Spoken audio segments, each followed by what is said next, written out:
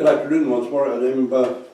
My colleague Ron Dart has brought, I think a marvelous book that is compiled from an art exhibit in Toronto, which I can only describe as phenomenal.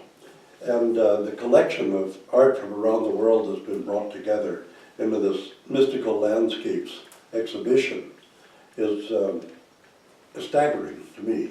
So Ron, why don't you talk to us a little bit about this book and the exhibit as well?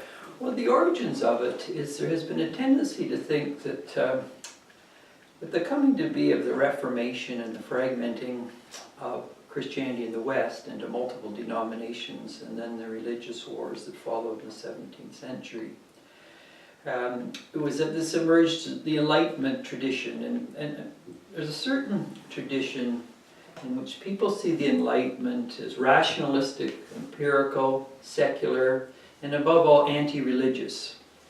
And so the Enlightenment comes to be equated with the secular, scientific, rational way of being. And so within this interpretation of the West, then is there a place for religion? Is there a place for the contemplative? Is there a place for spirituality? Or is that something the West has outgrown? We've grown beyond religion and spirituality.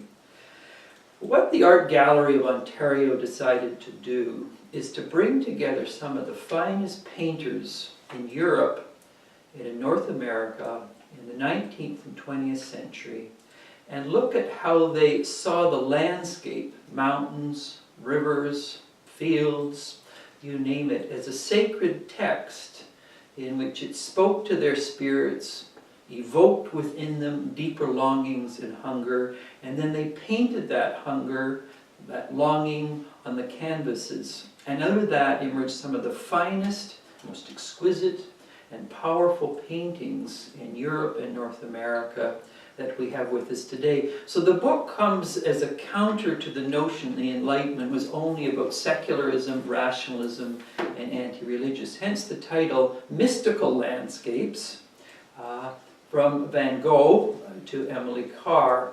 And so Van Gogh, obviously, himself, he came out of a Dutch Calvinist background, and his paintings are alive, they're dynamic, and you can almost see that Van Gogh Dutch painter reacting to a frozen Dutch confessionalism that everything has to be rational, turgid, and you've got this dynamic life alive in Van Gogh, and then of course it comes into Emily Carr, but many of the other great painters in Germany, in England, in Scandinavia, called the Mystic North, in Spain, in Portugal, in Italy, and then we move over to Georgia O'Keeffe and Emily Carr, the Group of Seven in North America. And so the book is an abundant overflow of painters who express their spirituality on canvas. And then there's more than 20 essays in this weighty tome, very ample, that deal with the very, very much spirit alive in the 19th and 20th century that cannot be pressed down, cannot be dimmed, cannot be repressed. And so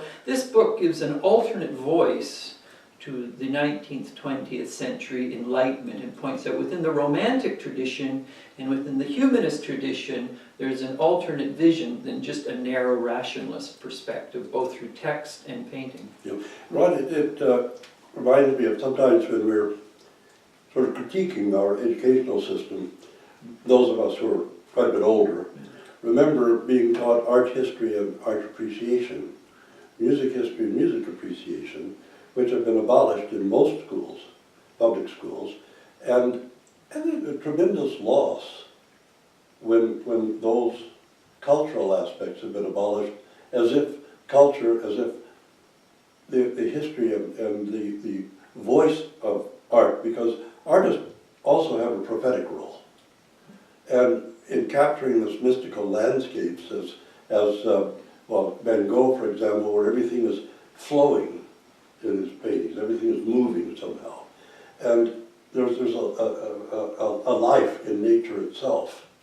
And to see the landscape itself, the First Nations, of course, had this to some degree, but we shouldn't think that it was limited to people who still lived as hunter-gatherers, but throughout the whole of the development of art, there's a voice speaking of the unity of existence, the unity of all creation, including man's being a part of that creation.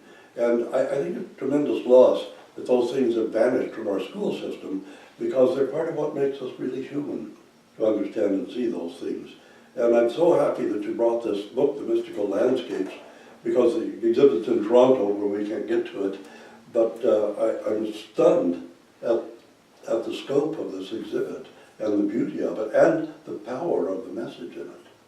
Well, I think, yeah, and when you get a certain form of scientific rationalism which dims and silences the soul's hunger, it's often then the poet is the one, and the artist and the painter and the musician that gives them back the heartbeat to live yet again. Right. And in that sense, both the exhibition in Toronto, it's also going to be followed up with a major exhibition in 2 art galleries in France as well. So this was a joint combination of the art gallery in Toronto and then the art galleries in France. And in Toronto, it brought these top-notch, high-quality A++ paintings from all over Europe and North America to Toronto, and then it travels to Europe. And so it's got the best of the European tradition of sensitivity to mystical landscapes, and then the best of the North American painters who see a speech emanating from nature that speaks to their soul, when others would say there is no speech to nature other than just dead matter.